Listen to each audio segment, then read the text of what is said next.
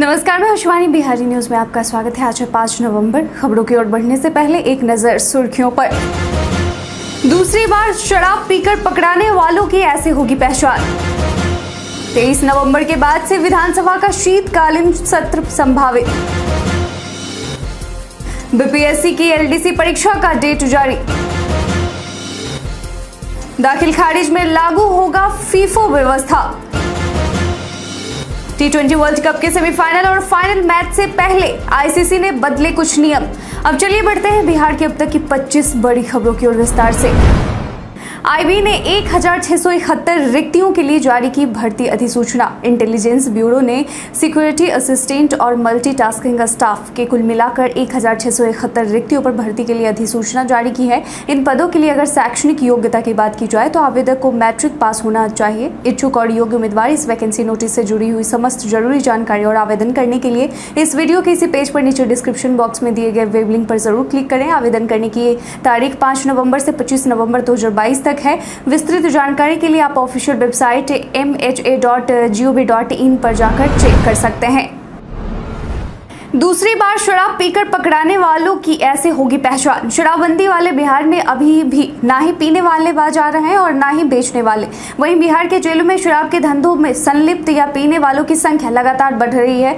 इससे जेलों में भी कैदियों के लिए जगह कम पड़ रही है। वहीं बिहार में बार बार शराब पीने के आरोपित अब यह बोलकर जेल जाने से नहीं बच सकेंगे कि उन्होंने पहली बार शराब पी है। पकड़े गए शराबी ने पहली बार शराब पी या दूसरी बार, इसका सत्यापन अब उसके आधार नंबर से होगा। राज्य में शराबबंदी कानून को और सख्ती से लागू करने के लिए मद्य निषेध उत्पाद एवं निबंधन विभाग शराब पीने के अपराध में पकड़े गए सभी आरोपितों का नाम पता के साथ आधार डेटाबेस तैयार करेगी। जल्द ही राज्य के सभी जिलों में इसकी व्यवस्था सुनिश्चित करते हुए शराबियों के आधार सत्यापन का कार्य शुरू कर दिया जाएगा। ऐसे में दूसरी बार शराब पीकर पकड़े गए तो उन महाशय की कुंडली पुलिस तुरंत निकाल लेगी। सूर्य मंदिर कंदाहा इस वजह से है बेहद खास। सूर्य मंदिर कंदाहा एक महत्वपूर्ण धार्मिक और ऐतिहासिक स्थल है जिसे भारतीय पुरातत्व सर्वेक्षण द्वारा औरंगाबाद जिले के देव में स्थित सूर्य मंदिर की तरह विधिवत मान्यता दी गई है। यह मंदिर तारा स्थान महिषी के रास्ते में गोरहो घाट चौक से लगभग 3 किलोमीटर उत्तर में सहरसा जिले में स्थित है। सूर्य मंदिर कंदाहा में 7 घोड़ों वाले रथ पर सवार सूर्य भगवान की भव्य मूर्ति को एक ही ग्रेनाइट स्लैब पर नक्काशी कर उभारा गया है। मंदिर के गर्भगृह द्वार पर शिलालेख हैं जो इतिहासकारों द्वारा पुष्टि किया गया है कि यह सूर्य मंदिर कर्नाटक वंश के राजा नरसिंह देव की अवधि के दौरान बनाया गया था, जिन्होंने 14वीं शताब्दी में मिथिला पर शासन किया था। सूर्य मंदिर कंदाहा असीम आस्था का प्रतीक है जो हिंदू समुदाय को लोगों के लिए खास महत्व रखता है। 23 नवंबर के बाद विधानसभा का शीतकालीन सत्र संभावित। बिहार विधानसभा का शीतकालीन सत्र इस महीने के चौथे सप्ताह में शुरू होने के आसार हैं। हालांकि राज्यपाल की सहमति से ही बिहार सरकार शीतकालीन सत्र की तारीखों पर फैसला करेगी। वहीं बिहार विधानसभा सचिवालय ने 23 नवंबर के बाद से संभावित शीतकालीन सत्र को लेकर तैयारियां शुरू कर दी हैं। दरअसल बीते दिनों विधानसभा अध्यक्ष अवध बिहारी चौधरी की अध्यक्षता में उनके कार्यालय कक्ष में भवन निर्माण विभाग के पदाधिकारियों के साथ शीतकालीन सत्र की तैयारियों एवं अन्य कई मुद्दों पर एक उच्च स्तरीय बैठक आयोजित हुई थी, जहां बैठक के दौरान विधानसभा अध्यक्ष ने शीतकालीन सत्र शुरू होने के पूर्व प्राथमिकता में लेते हुए सदन के अंदर आसन व्यवस्था, फर्श के कालीन को बदलने, सदन के अंदर माइक व्यवस्था को दुरुस्त करने का निर्देश भवन निर्माण विभाग के सचिव को दिया है। गिरफ्तारी के मामले में पुलिस ने 9 महीने का कोटा 1 महीने में किया पूरा। बिहार पुलिस ने जितनी गिरफ्तारी पिछले 9 महीने में नहीं की, उतनी गिरफ्तारी बिहार में अक्टूबर माह में पर्व त्योहारों के बीच चलाए जा रहे ऑपरेशन प्रहार के तहत की गई है। और दरअसल बिहार पुलिस ऑपरेशन प्रहार के तहत गठित जिलों में 92 टीम के द्वारा अपराध नियंत्रण को लेकर विशेष टीम के द्वारा 8,885 गिरफ्तारियां की है, जो कि पिछले 9 महीने की औसत से तकरीबन 32% ज्यादा है। दरअसल एडीजी जितेंद्र सिंह गंगवार ने बताया कि अक्टूबर माह में कुल 8,885 गिरफ्तारी टीम की द्वारा की गई है, जहां गंभीर अपराधों के मामलों में 6,360 गिरफ्तारी हुई है। बीपीएससी के एलडीसी परीक्षा का डेट जारी। बीपीएससी ने लोअर डिवीजन कलर के एलडीसी भर्ती के लिए मेंस परीक्षा की तारीखों की घोषणा कर दी है। यह परीक्षा 20 नवंबर को आयोजित किया जाएगा, जो कि 2 शिफ्ट में आयोजित की जाएगी। पहला शिफ्ट सुबह 10 बजे से लेकर दोपहर 12:15 तक चलेगी, जबकि दूसरी शिफ्ट दोपहर 2 बजे से लेकर शाम 4:15 तक आयोजित की जाएगी। जिन भी उम्मीदवारों ने इस भर्ती परीक्षा के लिए आवेदन किया था, वह बीपीएससी की आधिकारिक वेबसाइट bpsc.bih.nic.in पर जाकर एग्जाम डेट और नोटिस को चेक कर कर सकते हैं। ध्यान देने योग्य बात यह है कि वैसे उम्मीदवार जो कि प्रीलिम्स परीक्षा में उपस्थित हुए थे और क्वालिफाई हुए थे वही मुख्य परीक्षा में शामिल हो सकेंगे।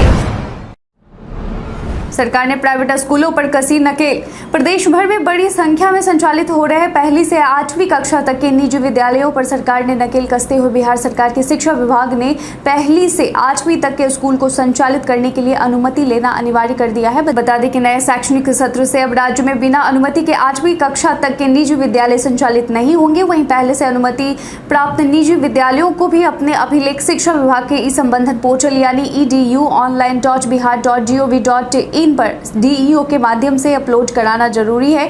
इस संबंध में शिक्षा विभाग की ओर से सभी जिला शिक्षा अधिकारियों को दिशा निर्देश दिया जा चुका है। कार्तिक पूर्णिमा को देखते हुए सोनपुर में 23 ट्रेनों का ठहराव। कार्तिक पूर्णिमा का हिंदू धर्म में बड़ा महत्व होता है। कहा जाता है कि इस दिन गंगा स्नान और दान पुण्य करने से पूरे महीने का फल मिलता है। इस मौके पर लोग दूर दूर से अपने मनचाहे गंगा घाटों पर स्नान के लिए जाते हैं। इस दौरान रेल में भी खासा भीड़ देखने को मिलती है। इसके मद्देनजर कार्तिक पूर्णिमा के अवसर पर रेलवे ने सोनपुर के लिए 7 और 8 नवम्बर को 4 स्पेशल ट्रेनों का चलाने का निर्णय लिया है। साथ ही छपरा, हाजीपुर, मुजफ्फरपुर एवं सोनपुर, बछवाड़ा, बरौनी रेलखंड के विभिन्न स्टेशनों पर अस्थायी रूप से 23 गाड़ियों का 1-1 मिनट का ठहराव दिया गया है। गंडक नदी में लाखों लोग यहां स्नान करने आते हैं। इसी को देखते हुए रेलवे ने यह सुविधा दी है। स्पेशल ट्रेनें प्रतिदिन 2 फेरा। अधिक जानकारी के लिए आप IRCTC की आधिकारिक वेबसाइट पर जरूर विजिट करें। दाखिल खारिज में लागू होगा फीफो व्यवस्था। सीओ की मनमानी रोकने के लिए राजस्व एवं भूमि सुधार विभाग नई व्यवस्था लागू करने जा रही है। दरअसल ऑनलाइन दाखिल खारिज में अंचल कर्मियों की मनमानी रोकने के लिए फीफो व्यवस्था लागू करने पर विचार कर रही है। फीफो यानी कि पहले आओ पहले पाओ की व्यवस्था। यह नई व्यवस्था लागू करने के बाद म्यूटेशन के लिए जो आवेदन पहले आएंगे उसका निपटारा पहले करना अंचल कर्मियों की मजबूरी होगी, जिससे यह होगा कि अंचल अधिकारी, राजस्व कर्मचारी और डाटा एंट्री ऑपरेटरों जैसे अंचल कर्मी म्यूटेशन के मामलों में पिक एंड चूज नहीं कर पाएंगे, यानी मनमानी नहीं कर पाएंगे। बता दें कि फीफो को पहले मॉडल के तौर पर कुछ अंचलों पर लागू किया जाएगा और फिर उससे प्राप्त इनपुट के आधार पर इसे पूरे बिहार के सभी 534 अंचलों में लागू किया जाएगा। इसको लेकर राजस्व एवं भूमि सुधार मंत्री आलोक कुमार मेहता ने बीते दिन बैठक की है। बिहारी बर्थडे स्पेशल में आज हम बात करेंगे चंदन बिस्वास की। आज ही के दिन राजधानी पटना में 5 नवंबर 1985 को जन्मे चंदन बिस्वास एक बंगाली एडवेंचर स्पोर्ट्स कार्मिक और ट्रैवल राइटर हैं।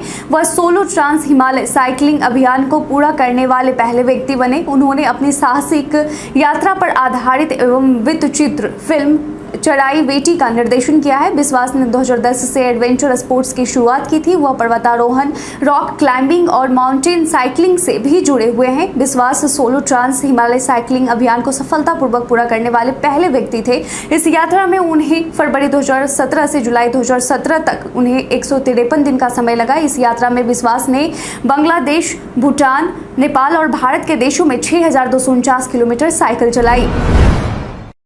अमरीश द्वारा धान की भूसी से बनाई गई rangoli India book of record में दर्ज। ऐसे ही नहीं कहते हैं कि बिहार में प्रतिभाओं की कमी नहीं है, बस उन्हें सही मार्गदर्शन की जरूरत है। इस बीच बिहार के एक ऐसे ही बेटे ने कुछ ऐसा किया है कि उनका कारनामा इंडिया बुक ऑफ रिकॉर्ड्स में दर्ज कर लिया गया है। दरअसल कैमूर जिले के भगवानपुर प्रखंड में रहने वाले पेंटिंग आर्टिस्ट अमरीश पुरी ने एक ऐसा ही कारनामा किया है। अमरीश पुरी द्वारा धान की भूसी से बनाए गए 900 वर्ग फीट की रंगोली को इंडिया बुक ऑफ रिकॉर्ड्स में जगह मिली है। अमरीश की यह रंगोली 26 जनवरी को गणतंत्र दिवस पर हवाई अड्डा के मैदान में प्रदर्शित किया गया था।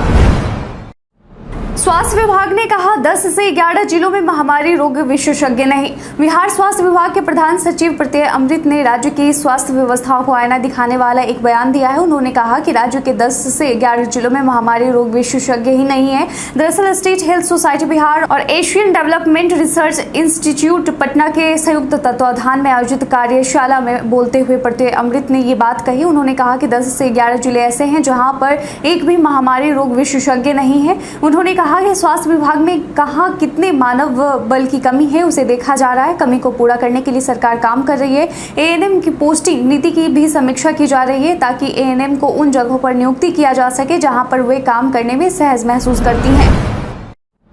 प्रकाश पर्व के दूसरे दिन झांकियां देखने पहुंचे हजारों श्रद्धालु। बीते दिन राजगीर में गुरु नानक देव के 554वां प्रकाश वर्ष के पावन अवसर पर भव्य नगर कीर्तन शोभा यात्रा निकाला गया। नगर कीर्तन में करीब 15,000 से भी अधिक देश एवं विदेश से आए श्रद्धालुओं ने हिस्सा लिया। वहीं शोभा यात्रा में दर्जनों बैंड पार्टी शामिल हुई एवं झांकियां भी निकाली गई, जिसे देखने के लिए पूरे राजगीर में हजारों की संख्या में श्रद्धालु भी मौजूद रहे। इस अवसर पर पूरा राजगीर गुरु नानक जी महाराज के जयकारे से गूंज उठा। बताते चले कि चौक चौराहे पूरी तरह गुरु नानक देव जी के बैनर पोस्टर से पट गया। बाढ़ पीड़ितों के मुआवजे से संबंधित मामलों पर पटना हाई कोर्ट में हुई सुनवाई। बीते दिन पटना हाई कोर्ट ने कोसी के बाढ़ प्रभावित क्षेत्र के पीड़ितों को मुआवजा देने से संबंधित लोकहित याचिका पर सुनवाई की। दरअसल बीते दिन याचिकाकर्ता के अधिवक्ता विकास पंकज ने कोर्ट को बताया कि कोसी नदी के बाढ़ से प्रभावित लोगों को मुआवजा देने का निर्णय लिया गया था। उन्होंने बताया कि कोसी पीड़ित विकास प्राधिकार का गठन 30 जनवरी 1987 को किया गया, लेकिन ये अब तक कागज पर ही दिख रहा है। जिसके बाद चीफ जस्टिस संजय करोल की खंडपीठ ने महेंद्र यादव की जनहित याचिका पर सुनवाई करते हुए इस मामले को आपदा प्रबंधन विभाग के प्रधान सचिव के समक्ष रखने का निर्देश दिया है। आईपीएस आदित्य कुमार को आर्थिक अपराध इकाई जल्द करेगी गिरफ्तार। जज को गुमराह करने की साजिश में शामिल आईपीएस अधिकारी फरार चल रहे, लेकिन अब जल्द ही उनकी गिरफ्तारी होगी। आईपीएस अधिकारी आदित्य कुमार की गिरफ्तारी के लिए विशेष टीम का गठन किया गया है। एडीजी ईओयू द्वारा टीम का गठन किया गया, जो कि टीम जल्द से जल्द आईपीएस आदित्य को गिरफ्तार करने का निर्देश दिया गया है। एडीजी मुख्यालय जेएस गंगवार ने यह जानकारी दी है। आर्थिक अपराध इकाई को आदित्य कुमार की तलाश है। उनकी तलाश बिहार से बाहर दूसरे राज्य में भी की जाएगी। डेंगू की तेजी से प्रसार का पता लगाने के लिए अब आईसीएमआर भी करेगा सैंपल की जांच। आईसीएमआर यानी Indian council of medical research अब डेंगू के लिए गए सैंपलों की जांच करेगा। दरअसल राज्य के डेंगू पीड़ितों के ब्लड सैंपल एकत्र किए गए हैं। ये सैंपल आईसीएमआर की राज्य इकाई Rajendra memorial research institute RMRI Patna के माध्यम से लिया गया है। अब इसकी जांच आईसीएमआर करेगा और पता करेगा कि बिहार में डेंगू के मामलों में तेजी से बढ़ोतरी क्यों हो रही है। वहीं RMRI पटना के निदेशक डॉक्टर कृष्णा पांडे ने बताया कि डेंगू के राज्य में अब तक मिले मामलों में तेजी पाई गई है। इसको लेकर विभिन्न अस्पतालों से डेंगू पीड़ितों के ब्लड सैंपल लिए गए हैं, उसकी जांच की जाएगी। वहीं स्वास्थ्य विभाग के अपर मुख्य सचिव प्रत्यय अमृत ने बताया कि तापमान में कमी आने के कारण डेंगू के नए मरीजों की संख्या में धीरे धीरे कमी भी आ रही है।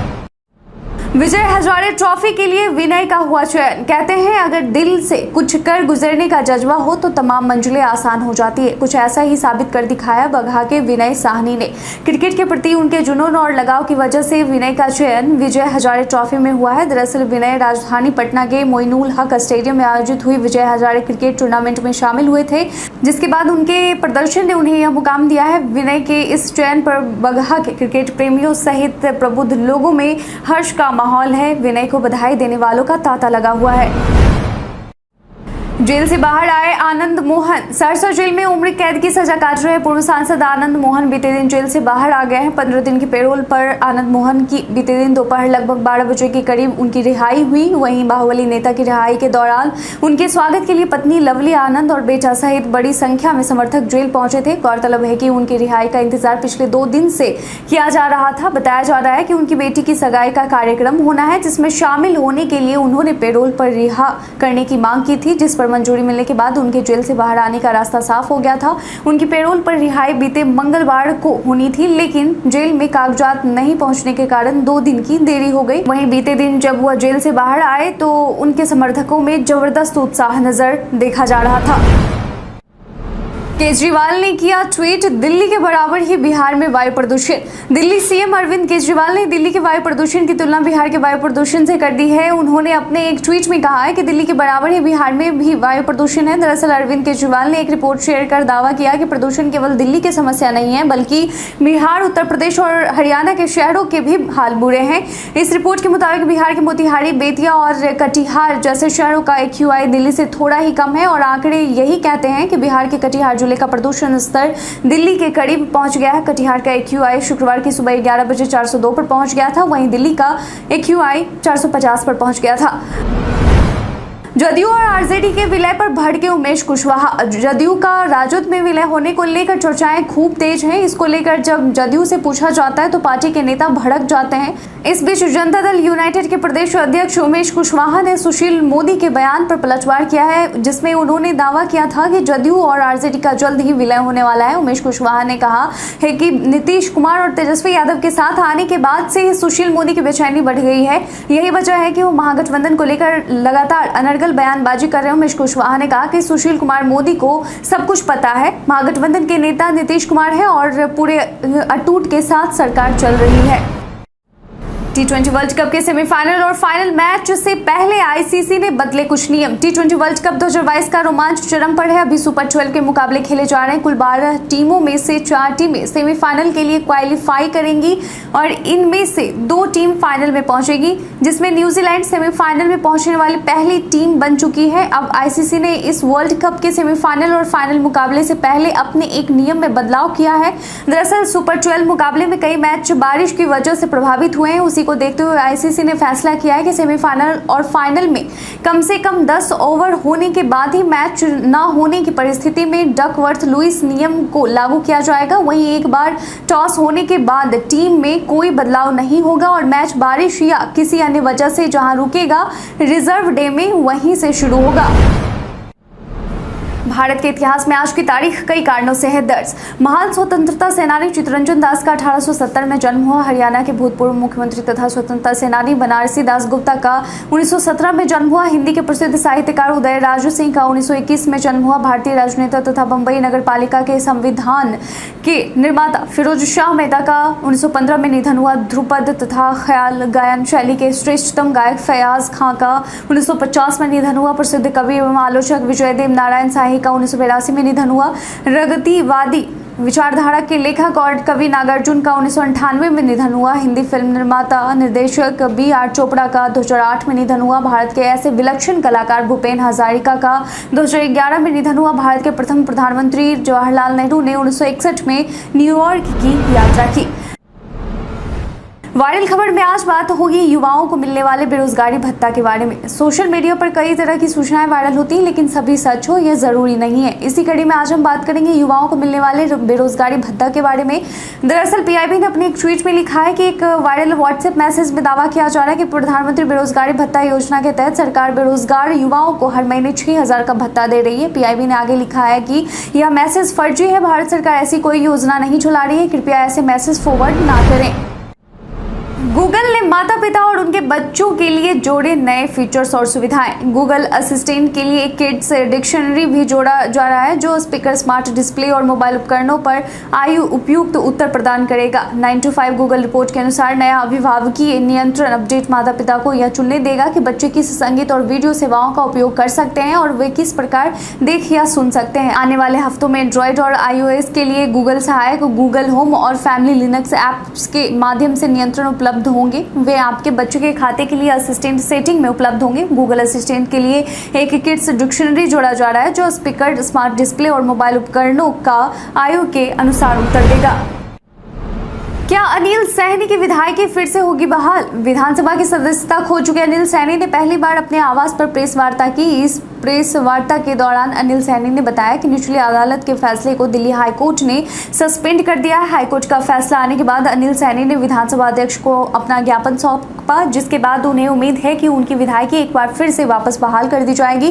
प्रेस वार्ता के दौरान अनिल सैनी ने भाजपा पर जमकर निशाना साधा है। उन्होंने कहा कि भाजपा सीबीआई का इस्तेमाल कर निर्दोष लोगों को फंसा रही है और अपने फायदे के लिए सीबीआई का गलत इस्तेमाल कर रही है। बीते दिन हमारे द्वारा पूछे गए सवाल का आप लोगों में से बहुत लोगों ने अपना जवाब में कमेंट सेक्शन में लिख कर दिया था। जिन्होंने पूछे गए सवाल का जवाब दिया है उनके नाम है मनोज कुमार, मृत्युंजय कुमार, पुरुषोत्तम कुमार, निकिता कुमारी, शंकर मुखिया, बाबूलाल मरांडी, भान प्रकाश मौर्य, वीरेंद्र कुमार, मंगिता भारती, राहुल कुमार, अशोक राम, सुशील कुमार, सुदेश्वर कुमार और सागर झा। इसके साथ ही बढ़ते हैं आज के सवाल की ओर। आज का सवाल है कि दाखिल खारिज में लागू होने वाले फीफो यानी पहले आओ पहले पाओ व्यवस्था लागू होने से आम लोगों को जमीन के म्यूटेशन में कितनी मदद मिल पाएगी? सरकार की यह व्यवस्था आपको कैसी लगी? अपना जवाब में कमेंट सेक्शन में लिखकर जरूर बताएं। आज के लिए बस इतना ही। धन्यवाद।